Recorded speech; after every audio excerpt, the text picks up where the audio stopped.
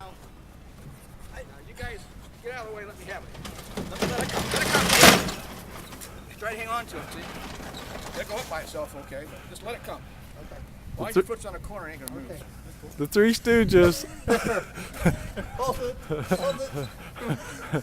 Hey Stooge. Hey Curly. Oh, we'll be on YouTube now.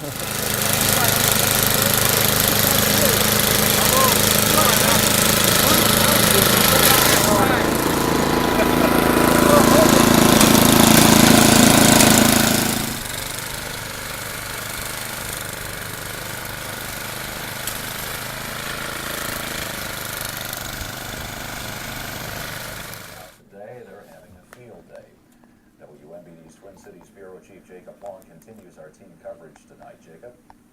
Well, Bob, sledding is very hard to resist when you are dealing with so much snow. Plus, there's not much else to do because schools and many other places are still closed.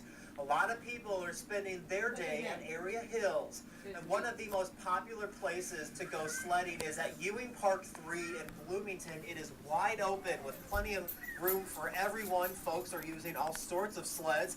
We found toboggans, rafts, and saucers. A lot of people are also snowboarding and trying to make it down the hill while standing up.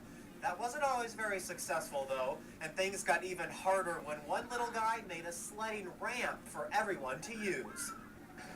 We just packed some snow together and got some heavy snowboards and just like smoothed it out. We were at home and we didn't really have anything to do, so we just decided to come here and go sledding. You still act like we're 7, so that helps. You still enjoy the same things now. Now, if you are going to hit the hills, please remember to bundle up because the temperatures out here are dropping. We should also mention that no photographer or camera were injured in the shooting of this story, but we did have a lot of fun. Bob, back to you. Okay, as long as you had a good time. Thanks a lot.